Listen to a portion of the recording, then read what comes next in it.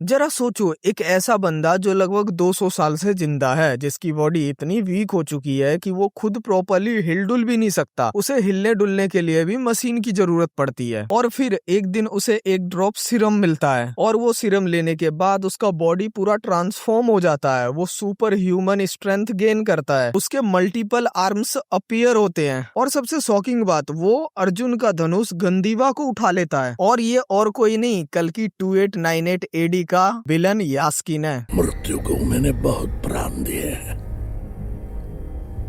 वो मुझे कुछ नहीं करेगी।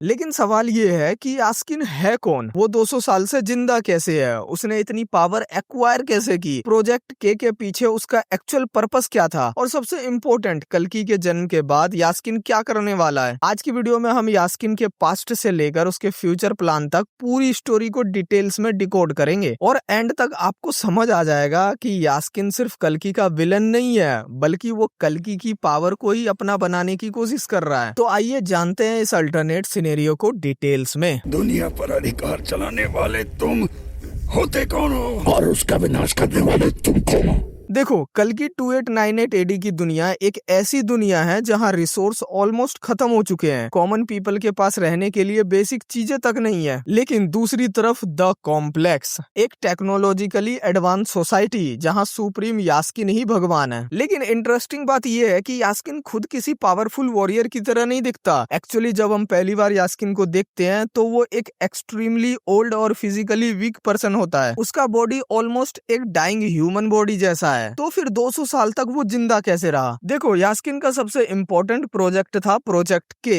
इस प्रोजेक्ट का पर्पस था एक ऐसा सीरम डेवलप करना जो ह्यूमन बॉडी को रीजेनुएट कर सके। और इसी एक्सपेरिमेंट के लिए प्रेग्नेंट वुमेन को यूज किया जा रहा था। उनके प्रेगनेंसीज को मॉनिटर किया जा रहा था, क्योंकि यास्किन को किसी ऑर्डिनरी बेबी की जरूरत नहीं थी। उसे चाहिए था एक स्पेसिफिक बायोलॉजिकल सोर्स। प्रेगनेंसी के एक पार्टिकुलर स्टेज पर फेटस से सीरम एक्सट्रैक्ट करने की कोशिश की जाती थी। लेकिन प्रॉब्लम ये थी कि कोई भी प्रेगनेंसी 150 डेज तक सरवाइव नहीं कर पा रही थी। और यही एंट्री होती है सुमति की। सुमति, जो कॉम्प्लेक्स में सम 80 के नाम से जानी जाती है, उसका फेटस सक्सेसफुली 150 डेज क्रॉस कर लेती है। और सुमति अभी तक की पहली प्रेगनेंसी थी जो 150 डेज क्रॉस कर चुकी थी। और यास्किन के लिए ये बहुत बड़ा अपॉर्चुनिटी था, क्योंकि अब पहली बार उसके एक्सपेरिमेंट का वो रिजल्ट मिल रहा था जिस रिजल्ट का वो इतने सालों से वेट कर रहा था। लेकिन यहाँ एक इम्पोर्टेंट क्वेश्चन है कि यास्किन को इस सीरम की इतनी जरूरत क्यों थी? तो देखो, इसका रीजन सिंपल है, क्योंकि यास्किन का सबसे बड़ा एनिमी कोई वॉरियर नहीं था, उसका सबसे बड़ा एनिमी था डेथ। 200 साल तक जिंदा रहने के बाद भी उसका बॉडी डिटेरियोरेट हो रहा था, लेकिन परमानेंटली सॉल्व नहीं कर पा रही थी। इसलिए प्रोजेक्ट के उसके लिए सिर्फ एक साइंटिफिक एक्सपेरिमेंट नहीं था, ये उसकी इमोरलिटी की सर्च थी। फॉर्मूला को 150 डेज से पाए लड़की को ढूंढो। और फिर सुमति का फेटस उसके लिए गेम चेंजर बन गया। लेकिन यास्किन को सिर्फ एक ड्रॉप सीरम मिलता है, और यही सीन पूरी मूवी का सबसे इम्पोर्टेंट क्लू है। बनी सीरम लेके यास्किन के पास जाती है, यास्किन उस सीरम को कंज्यूम करता है और सडनली एवरीथिंग चेंज। जो पर्सन कुछ मोमेंट पहले एक वीक ओल्ड मैन था, वो कम्प्लीटली ट्रांसफॉर्म हो जाता है। उसका बॉडी पावरफुल हो जाता है, उसकी फिजिकल स्ट्रेंथ अनबिलीवेबल लेवल तक पहुंच जाता है, उसका अपीयरेंस भी चेंज हो जाता है और उसके कई सारे हाथ बन जाते हैं भाई, जैसे भगवान के हाथ नहीं होते वैसे हो जाते हैं। लेकिन सबसे शॉकिंग मोमेंट ये होता है कि वो अर्जुन का धनुष गंदीवा को उठा लेता है। और यही मोमेंट हमें बताता है कि सीरम सिर्फ यास्किन को यंग नहीं कर रहा था, it was giving him something much bigger. एक ड्रॉप से इतना कुछ? अब मैं समझा सुप्रीम, मैं उस लड़की को ढूंढ के लाऊंगा। नहीं, मैं खुद जाऊंगा।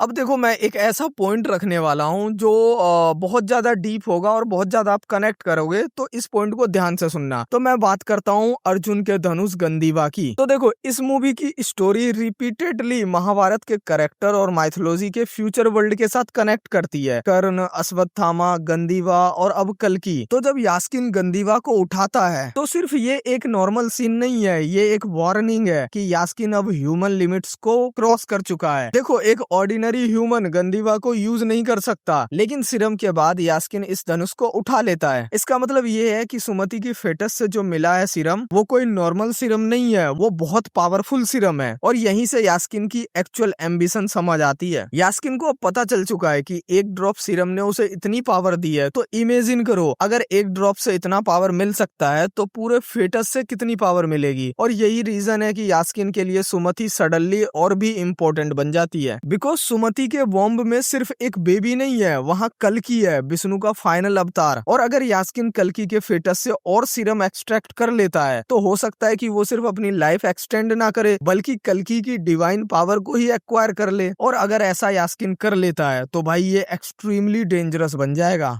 जगन्नाथ के रथ का चक्र ऐसा घूम के आएगा, अपने हर फेरे में वो बस प्रलय ही संग लाएगा।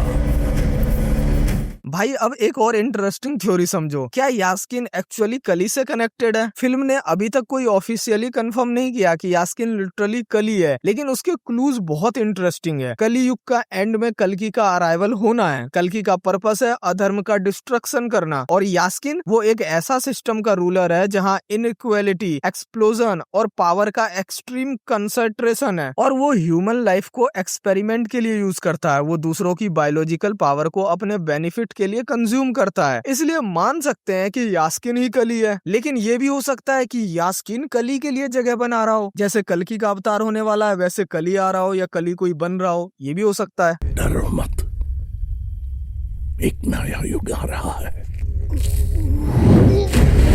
अब आते हैं सबसे इम्पोर्टेंट क्वेश्चन पर कि कल्कि 2 में यास्किन क्या करेगा। देखो ये मेरी सिर्फ एक थ्योरी है, ओपिनियन है। तो देखो मेरी थ्योरी के अकॉर्डिंग उसका प्लान रफली 3 स्टेज में हो सकता है। पहला स्टेज ये कि सुमति को कैप्चर करना। यास्किन सुमति को सिर्फ इसलिए नहीं चाहेगा क्योंकि वो कल्कि की मदर है, उसे पता है कि उसके फेटस से सीरम मिल सकता है, इसलिए सुमति उसके लिए एक बायोलॉजिकल की है। एंड दूसरा, यास्किन कल्कि के पावर को एक्वायर करेगा। वो अब समझ चुका है कि कल्कि के फेटस में एक्स्ट्रा ऑर्डिनरी पावर है, तो वो कल्कि को सिंपली किल करने के बजाय उसकी पावर को हार्वेस्ट करने की कोशिश करेगा। और अगर वो सक्सेसफुल हो गया तो इमेजिन करो एक 200 साल पुराना रूलर जिसके पास एडवांस टेक्नोलॉजी है, महाभारत के डिवाइन वीपन्स है और कल्कि की डिवाइन एनर्जी भी है, फिर उसे रोकेगा कौन? और तीसरा स्टेज सबसे डेंजरस है, यास्किन का ट्रांसफॉर्मेशन। मुझे लगता है यास्किन ग्रेजुअली ह्यूमन से गॉड लाइक एंटिटी बनने की तरफ मूव करेगा। क्लाइमेक्स में हम ऑलरेडी इसका हिंट देख चुके हैं। Weak old body, serum, sudden transformation, multiple arms और गंदीवा, ये सब एक पॉसिबल इवोल्यूशन को सजेस्ट करता है। यास्किन सिर्फ पावरफुल ह्यूमन नहीं बनना चाहता, वो एक ऐसी एंटिटी बनाना चाहता है जो ह्यूमंस और गॉड्स के बीच की बाउंड्री क्रॉस कर दे।